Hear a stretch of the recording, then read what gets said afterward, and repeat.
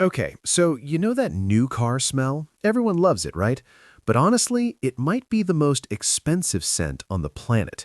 I was looking at the numbers the other day, and it's actually wild. We're sitting on a $1.6 trillion bubble right now. And it's not just some abstract Wall Street number, it's literally parked in driveways all across the country. For a lot of people, that shiny new truck or SUV, it's not really a symbol of freedom anymore. It's sort of become, I don't know, a rolling financial prison? And I know that sounds intense, but when you look at how the market is moving, it's hard to call it anything else. So let's talk about how we actually got here. Because, look, when you walk into a dealership, you think you're there to buy a car. But the reality, the dealership isn't really in the car business anymore. They're in the debt business. If you've bought anything lately, you've probably felt this. They don't start by asking what the car costs. They don't even talk about the total price, really. Instead, they hit you with that one specific question: what can you afford to pay every month? That right there, that's the trap. It's this psychological heist, honestly. If you say, I can do $600 a month, they've got you. They can make a $70,000 vehicle look like a bargain just by messing with the math behind the scenes. They use this thing called the four-square method. It's basically a shell game where they move around the interest rate, the trade-in value, and loan term until the monthly number looks okay to you. But the total price? That stays huge. And that leads us into the forever loan. Let me think back. A few years ago, a 5-year loan was considered a long time, right? But now, 72 months, 84 months, I've even seen 96-month loans popping up. That's 8 years of payments on a car. Think about that. 8 years. By the time you finish paying that off, the car is basically ancient. And the problem is cars lose value fast. Like, the second those tires hit the street, you've already lost thousands. So when you stretch a loan out that far, you're stuck in this debt spiral. You're underwater or upside down for almost the entire life of the loan. You might owe $40,000 on a car that the market says is only worth $28,000. So if you get into a wreck or you lose your job and need to sell, you're not getting money back. You're actually writing a check to the bank just to get out of the deal. It's a mess, honestly. And I hate to be the doom and gloom person, but this is starting to feel a lot like 2008. You remember the housing crisis, right? Well, this is sort of mirroring that, but with one big scary difference. See, a house, usually, gains value over time, but a car is guaranteed to go to zero. We're seeing all these subprime auto loans now, where lenders are basically betting on people who can't really afford the payments. They charge these predatory interest rates.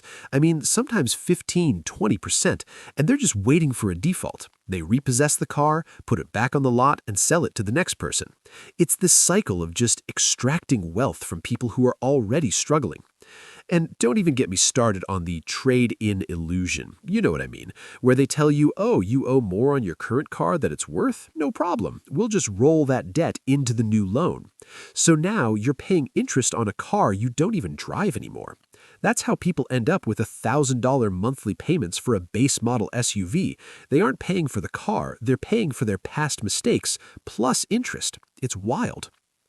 Anyway, I don't want to just vent about the problem. I want to talk about how you actually avoid this, because you can beat the system, but you have to change how you play the game.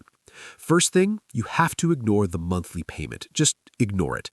When you're negotiating, only talk about the out-the-door price. That's the total. Taxes, fees, everything. If the salesperson keeps trying to pull you back to, but what do you want your payment to be? Honestly, just walk away. They're trying to hide the cost in the shadows, and you shouldn't let them. And then there's the 24/10 rule. This is sort of the ultimate sanity check for car buying. If you can't make this math work, you can't afford the car. Simple as that. First, the 20. That's 20% down in cash. This ensures you have equity right away so you don't go underwater the moment you leave the lot. Then, the 4. Never finance for more than 4 years, 48 months. If you need 72 or 84 months to make the payment fit your budget, look, I'm just being real with you, you're buying too much car. And finally, the 10. Your total car costs, the payment, the insurance, the gas, it should never be more than 10% of your gross monthly income. I know, that's a tough rule to follow in this market, but the alternative is being car poor for the next decade. And honestly, it's just not worth it. So yeah, the market is a bit of a disaster right now, but the fever is starting to break. Inventory is sitting on lots a little longer, repossessions are up, the power is slowly shifting back to the buyer. My advice? Just wait. If you don't need a car right this second, stay on the sidelines. Let the prices stabilize. At the end of the day, a car is just a tool. It's a machine to get you from point A to point B so you can, live your life and build some wealth. It shouldn't be a lifestyle statement that keeps you broke until 2032. The goal isn't to look like you're winning on the highway, it's to actually own the life you're living. So don't let a $1.6 trillion bubble swallow your future just for a heated steering wheel and a new car smell. It's just not worth the prison sentence. And that's it, guys. Stay boring, get wealthy. I'll see you in the next one.